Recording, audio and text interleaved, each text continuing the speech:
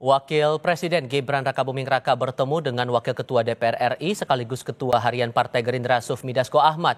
Pertemuan terjadi di tengah isu pemakzulan Wapres Gibran dan pemberian amnesti untuk musuh-musuh Jokowi. Lalu apa arti di balik pertemuan kedua tokoh ini? Kami diskusikan bersama dengan para narasumber. Bergabung saat ini Wakil Ketua Umum Jokowi Mania Andi Azwan dan ada juga Hendar Samarantoko, politisi Partai Gerindra dan Direktur Eksekutif Carta Politika Yunarto Wijaya. Selamat sore semuanya dengan Tifal di sini. Apa kabar? Selamat sore, Toto. Terima kasih semua sudah bergabung dalam Sore, diskusi Bang kami Hendar kali Sam, ini. Bang Andi. Mas Toto, kalau Anda membaca, tampaknya kan kalau namanya pertemuan antara dua tokoh politik tidak akan ada hal yang sederhana kalau ditangkap publik. Cuman kalau Anda membaca kaitan pertemuan kedua tokoh dengan isu yang sampai sekarang masih jadi tanda tanya diseriusin atau enggak nih sama parlemen adalah masalah pemakzulan yang didorong oleh Purnawirawan TNI. Ada kaitannya tidak pertemuan itu dengan masalah isu pemakzulan yang belum ada jawaban sampai sekarang? Kalau isu pemakzulan bukan isu baru ya, sudah beberapa bulan lalu. Kalau kita coba tarik yang lebih kontekstualnya baru-baru saja terjadi, dikaitkan antara hubungan Pak Prabowo, Pak Jokowi, Ibu Mega, dan tentu saja di tengah-tengahnya ada Mas Gibran, itu terkait dengan pemberian amnesti kepada Mas Hasto, yang dianggap berseberang-seberangan dengan kekuatan politik Jokowi, sehingga kemudian banyak nih tafsir yang menganggap ini seakan-akan simbol bahwa Pak Jokowi mulai ditinggalkan oleh Pak Prabowo. Kalau basisnya itu bisa saja kita berspekulasi, apalagi melihat bahwa Mas Gibran lah yang pertama memposting nih pertemuan dengan Bang Dasko, artinya kan dia ingin menunjukkan suatu.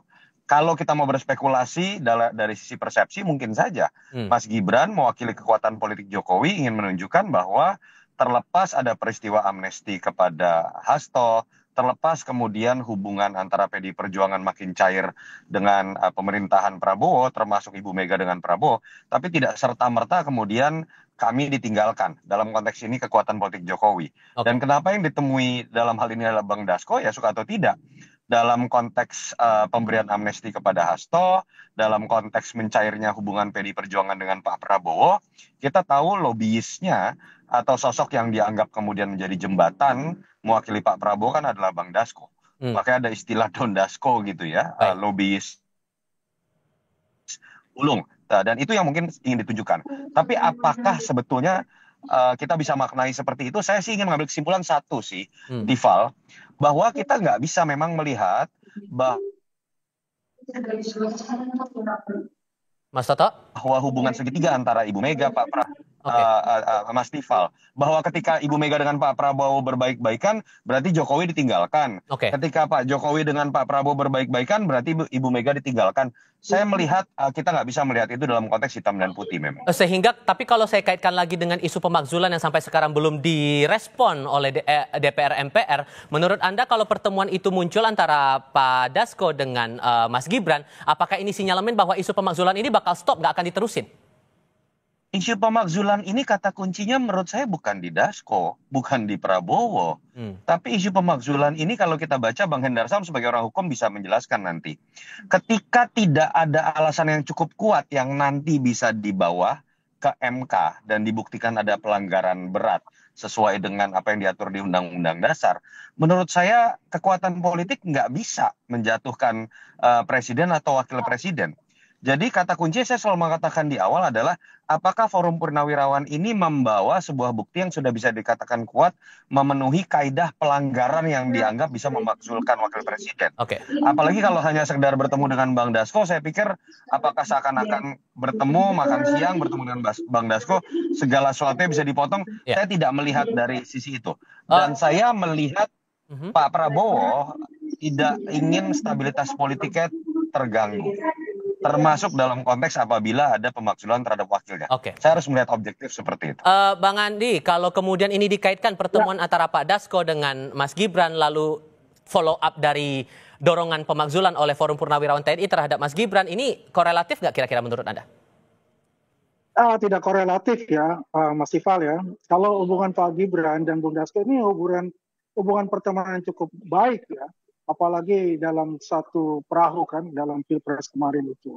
Jadi ini hubungan yang biasa-biasa saja, cuma diartikannya juga bersifat politis ya, dengan adanya pemakzulan seperti itu. Menurut saya, pemakzulan itu sudah game over sebetulnya. Tidak ada relevansinya lagi, karena selama ini Pak Prabowo itu adalah memberikan juga ruang-ruang buat Pak Mas Gibran sebagai wakil presiden itu untuk acting sebagai presiden ketika beliau berangkat ke luar negeri dengan tugas-tugas di luar negeri.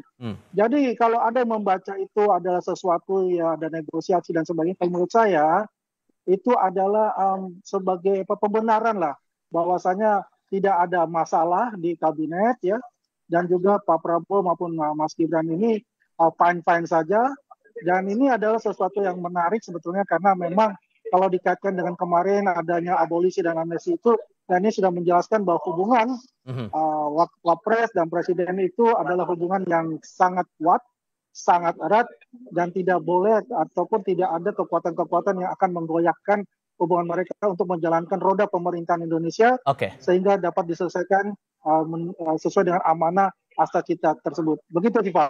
Bang Hendarsam, kalau kemudian pertemuan antara Mas Gibran dengan Bang Dasko ini dikaitkan dengan pemakzulan Mas Gibran oleh Forum Purnawirawan, emang ada kaitannya kah soal itu yang dibahas antara keduanya?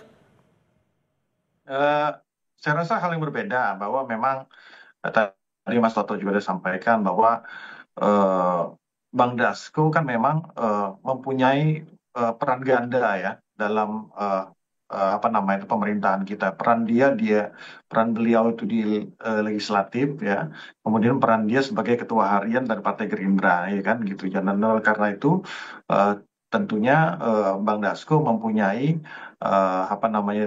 posisi yang strategis ya. Nah, tergantung kita melihat dari sudut pandang mana. Kalau kita melihat dari sudut pandang contoh pemakzulan, saya anggap kan pemakzulan ini adalah kembang-kembang dari demokrasi saja sebenarnya itu kan. Oh, jangankan untuk dimakzulkan wakil presiden ya, Pak Prabowo itu diancam dibunuh aja sudah pernah kan gitu kan. Jadi bukan sesuatu hal yang menurut saya harus kita khawatirkan. Nah, saya merujuk apa yang dikatakan oleh Mas Toto bahwa ya kalau kita bersifat objektif, suka atau tidak suka ya kan dengan Mas Gibran contohnya ya kan. Memenuhi syarat atau tidak pemakzulannya kan gitu kan. Pasal 27 itu kan pasal 7A kalau tidak salah Undang-Undang Dasar itu menyatakan ya kan. Itu apabila alasannya itu untuk dimakzulkan ada pengkhianatan terhadap negara. Mas Gibran melakukan pengkhianatan tidak terhadap negara. Melakukan perbuatan tercela. Nah, perbuatan tercelanya apa? Oke, dikorelasikan dengan punggung apa? Bisa dibuktikan nggak punggung apanya? Kan gitu dulu kan. Nah, tapi perlu ditindaklanjuti tidak usulan dari Forum Purnawirawan ini? Maksudnya kan demi kepastian juga nih Bang. Untuk ini betul-betul direspon atau tidak kan gitu? Kan gini, tata caranya itu kan memang harus 2/3 itu kan masuk tuh surat ya kan ke DPR. Kemudian para ini bukan hanya Bang Dasko, memang Bang Dasko kan walaupun dikatakan ketua umum DPR tapi dia nggak bisa mengorkestrasi semuanya. Bahwa harus 2/3 dari anggota DPR itu mengusulkan hal tersebut dengan alasan-alasan tadi itu loh, ya kan? Ada korupsi juga, tindak pidana beratnya ada nggak? Nah, 2/3. Adapun alasan yang kuat ya kan secara hukum, tapi secara politis kalau tidak menyampai 2/3 diusulkan oleh DPR kepada Mahkamah Konstitusi ya nggak akan goal juga gitu kan. Jadi kita harus realistis. Tapi makanya oleh karena itu saya melihatnya ini kita anggap sebagai kembang-kembang demokrasi lah, ya kan. Tapi dan itu wajar-wajar aja, nggak ada apa-apa itu, nggak ada masalah itu, ya kan. Tapi kalau kita memahami secara politis bahwa bagaimana dalam seminggu terakhir memberikan amnesti kepada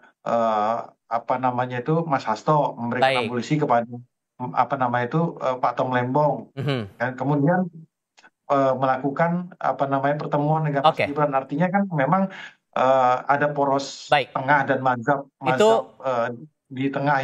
Itu yang mau kita coba ulas lagi, termasuk ada pujian juga dari Presiden Prabowo soal masa transisi yang sekali lagi disebut baik antara Presiden Joko Widodo dengan Presiden Prabowo. Apakah ini menandakan bahwa memang hubungannya baik saja di antara keduanya, di tengah banyak yang bilang bahwa retak nih komunikasi antara keduanya? Jawabnya nanti kita bahas setelah jeda berikut ini.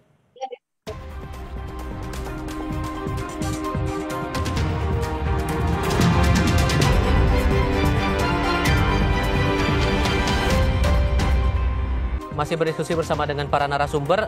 Ada yang berpandangan bahwa pemberian amnesti dan abolisi untuk Pak Hasto dan Mas Tom ini menandakan bahwa hubungan Pak Prabowo dengan Pak Jokowi lagi renggang. Tapi di sisi lain, saat sidang kabinet, Bang Hendarsam, disebutkan ada pujian nih dari Presiden Prabowo terhadap Pak Jokowi karena masa transisinya berjalan mulus, goal untuk menuju ke sukses pangan itu bisa tercapai. Ini menepis ya berarti kalau ada anggapan seperti itu? Ya, kurang lebih seperti itu. Karena kan memang ada Bapak kan gini, Pak Prabowo di beberapa hari sebelumnya itu kan menyampaikan, ya kan, menepis isu adanya reshuffle, ya kan.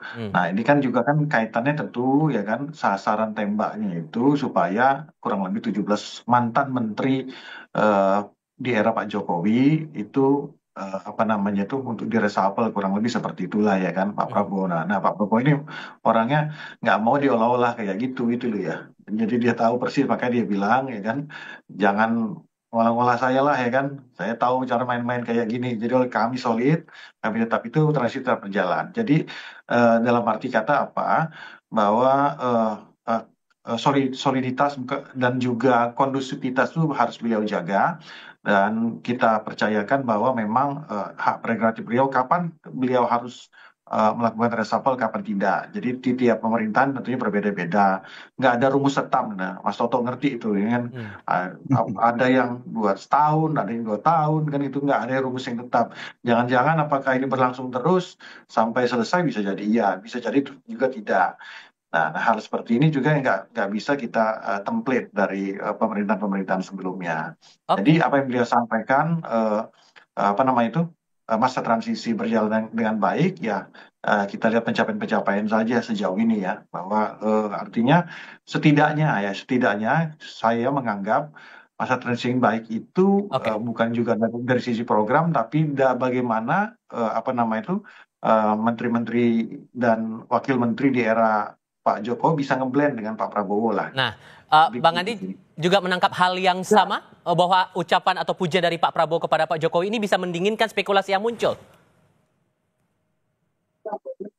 Bang Andi? Ya, Pak, saya setuju dengan apa yang dikatakan Mas Hendarsam, bahwasanya itu adalah, kita lihat ya, ini adalah keberlanjutan ya dari masa Presiden Pak Jokowi ya, terus kemudian ke Pak Prabowo. Ini berlangsung dengan mulus sesuai dengan apa yang dikatakan Pak Prabowo. Saya rasa itu tidak ada masalah gitu ya. Jadi bahwasanya ada orang ya yang genit-genit ingin memisahkan beliau, nah ini yang sudah terjawab semua gitu. Bahwasanya ya beliau, Pak Prabowo dan Pak Jokowi ini adalah satu duit tunggal kalau menurut kami. Duit tunggal. Atau kata lain lah, quote unquote bestie lah ya. Dalam hal sebagai negarawan sementara ini. Jadi pada dasarnya adalah saya setuju apa yang dikatakan Mas Hendarsan dan juga bahwasanya kita fokuslah bagaimana kita untuk bisa membantu Presiden dan pembantu-pembantu Presiden dalam menjalankan tugas-tugas mereka untuk memajukan masyarakat Indonesia ke depan. Begitu, Tifal.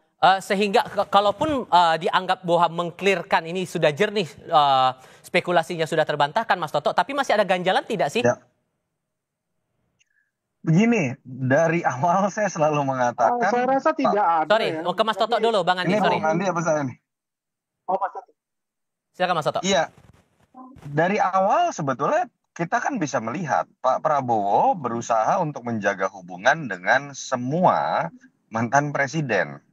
Yang berbahaya secara tata negara, secara kenegaraan, kalau ada yang memaknai berlebihan. Bahwa hubungan yang baik, silaturahmi ini, tadi saya agak tolak tuh istilah duit tunggal. Duit tunggal itu hanya boleh terjadi antara presiden dengan wakil presiden dalam terminologi. Bukan antara presiden dengan dengan presiden yang masih berkuasa. Itu yang kemudian malah menimbulkan kesan, kok Pak Jokowi seakan-akan masih ada dalam pemerintahan. Jadi maknai ini secara biasa-biasa saja.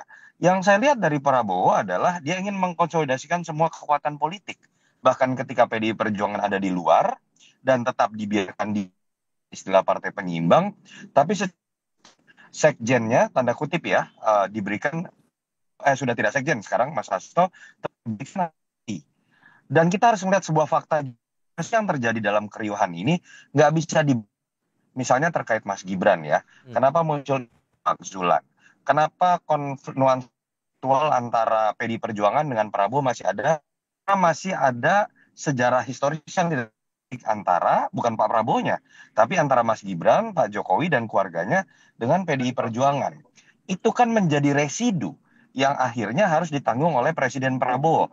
Nah, apa sih yang kemudian dilakukan oleh Pak Prabowo? Ya dengan bijaknya Prabowo kemudian melakukan langkah, di satu sisi saya tetap menjaga hubungan baik dengan Pak Jokowi, di satu sisi juga saya menjaga hubungan baik dengan PDI Perjuangan, tapi dalam konteks kebijakan, saya ingin mengambil sikap saya sendiri. Saya bukan berarti kemudian bisa diatur oleh Jokowi, bisa diatur oleh Mega. Aha. Dan menurut saya seharusnya Presiden melakukan hal tersebut. Oke. Apa sih yang harusnya dilakukan dan bisa dibantu dalam kemudian ikut memelihara kondusivitas yang juga dijalankan oleh Prabowo? Dari pihak Pak Jokowi misalnya, Bung Andi, jangan lagi ketika Pak Prabowo sudah menerima merangkul yang kalah, relawan Jokowi kemudian teriak-teriak. Baik. Wah, ini masih ada yang kalah, berteriak-teriak. Lalu ketika kemudian mengambil posisi berhubungan yang baik dan cair dengan PDI Perjuangan, di bawah masih terjadi debat, seakan-akan posisinya masih berbeda. Oke. Contohnya clear lah, ada yang menuduh partai biru lah dan lain-lain. Itu menjadi beban buat Presiden Prabowo. Oke. Itu yang saya harapkan bisa dibantu juga oleh teman-teman relawan Jokowi. Kemudian keberadaan nama Jokowi yang masih melekat dalam pemerintahan Prabowo dilihat secara positif, bukan menjadi beban. Sudah kami tangkap poinnya di situ, Mas Toto, Bang Hendarsam, Bang Andi, terima kasih banyak sudah mau hadir dalam diskusi kami kali ini. Sehat selalu semuanya. Selamat sore. Sore. Terima kasih.